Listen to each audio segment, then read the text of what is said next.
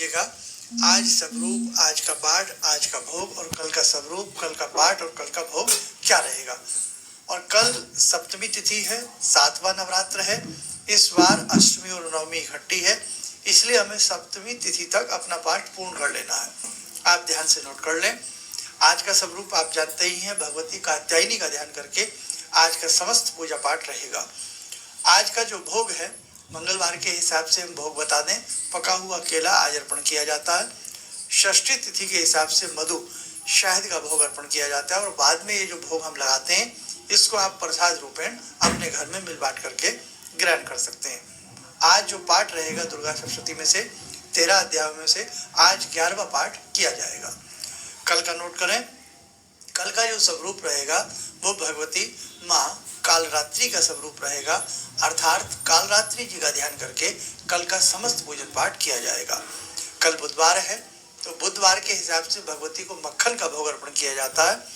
साथ में सप्तमी तिथि के हिसाब से गुड़ का भोग अर्पण किया जाता है। तो जो भी आपके पास हो, गुड़ हो, मक्खन हो या फिर दूध हो, जो भी हो वो अर्पण कर दीजिएगा। लेकिन तिथि के हिसाब की बात करें तो आपको बता दिया, गुड़ सबके पास मिल ही जाता है, अर्पण कीजिएगा, या गुड़ से बना कोई पदार्थ। पाठ जो रहेगा, अब ये बहुत ध्यान देने वाली बात है, कल सप्तमी तिथि है, 7वां नवरात्र है, तो कल का जो पाठ रहेगा वो 12वां और 13वां पाठ करें। उसके बाद निवारण मंत्र करें, और वो तीनों मंत्र जो आगे पीछे वाले होते हैं वो बाद में कर लेना। फिर तीनों रहस्य पढ़े जाएंगे कल। विशेष बात ध्यान रखें, जिनके पास दुर्गा सप्तशती का ग्रंथ है उसमें पीछे की तरफ 3 रहस्य हैं, जिसमें तीनों रहस्य जो है कल जब आप पाठ पूरा कर लें, 12वां 13वां अध्याय कर लें, निवारण मंत्र की माला कर लें, उसके बाद आप प्राधानिक रहस्यम, वैकर्तिम रहस्यम और मूर्ति रहस्यम, कल तीनों रहस्य पढ़े जाएंगे। कल आपका इस प्रकार से 13 अध्याय संपन्न हो जाएंगे और आपका एक पाठ पूर्ण हो जाएगा। अब हम जयंती की बात कर रहे थे। जो हम ज्वारी बोते हैं, जयंती बोते हैं, वो बहुत महत्वपूर्ण होती है। कहीं कहीं शारदीय नवरात्रों में बोई जाती है और कहीं कहीं दोनों ही नवरात्रों में ज्वारी बोते हैं, जयंती बोते हैं। इस ज्वारी कह लें, जौ को कह लें, इसे हम मूल रूप में जयंती कहें तो बड़ा उपयुक्त है। इसको जयंती संस्कृत में इसको कहा जाता है। अब अक्सर बहुत लोगों के नहीं हो पाते, कुछ लोगों के बहुत ज़्यादा हरे होते हैं, कुछ लोगों के नीचे से लेकर के ऊपर तक बिल्कुल पीले पीले से हो जाते हैं। तो कहीं ना कहीं मिट्टी का प्रभाव, पानी का प्रभाव, बहुत सारी चीज़ों का प्रभाव भी आता है, तो वहाँ कोई वहम ना किया करें। अब दूसरी बात करते हैं, यदि इन जयंतियों में से कोई जयंती नीचे से लेकर के ऊपर तक बिल्कुल दूध रंग की, सफ़ेद रंग की हो जाए, होती है बहुत के घर में, और ये भी मत समझ लेना अगर नहीं होती हैं तो भगवती नाराज है, ऐसी कोई बात नहीं है। बस भगवती का प्रसाद है, कई बार नहीं भी मिल पाता और कई बार बहुत अच्छे से मिल जाता। तो आप ऐसा ही समझें, बिल्कुल अपने मन में किसी प्रकार की मलिनता या ऐसा कोई भाव न लाएं।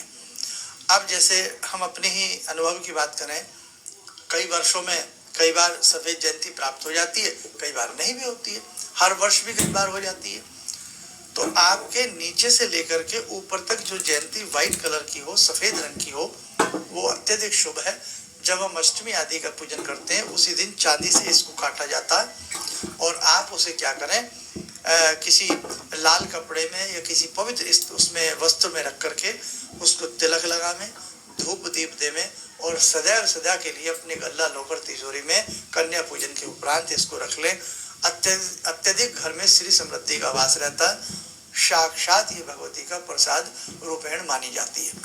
तो ध्यान रखना, ये बातें तो छोटी छोटी हैं, और आप यकीन मानना, नवरात्र और भगवती की साधना में इतने इतने गुप्त रहस्य हैं, यदि हम आपको बताने पे आ जाएं, देखो पिछले 5-6 दिन से आपके संग सारी चर्चाएं चल रही हैं, यदि हम बताने पे आ जाएं तो मुझे नहीं लगता कि 100 वर्ष भी ज़्यादा है, 100 वर्ष भी कम पड़ जाएंगे। भगवती की महिमा का बखान करना, भगवती की साधना का बखान करना, और इस जिह्वा से, इस वाणी से संभव नहीं। तभी तो कहते हैं कि सारे समुंदर को यदि मैं स्याही बना लूँ, सारे आसमान को मैं कागज बना लूँ, संसार के समस्त वृक्षों की मैं कलम बना लूँ, तो भी भगवती की महिमा लिखी नहीं जा सकती।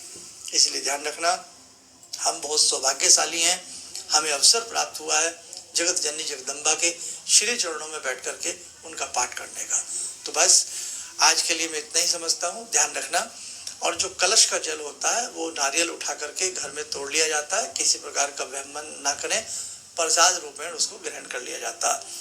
और जो उस कलश के अंदर जल होता है उसके घर में छींटे दिए जाते हैं। अपने खेत खलिहान, पशुशाला, यज्ञशाला और आपका गौशाला, जहाँ भी आपका मन हो उसके छींटे देने वो शुभ होते हैं। कोई रोगी हो उसके ऊपर भी उसका छींटा देना अत्यधिक शुभ माना जाता है।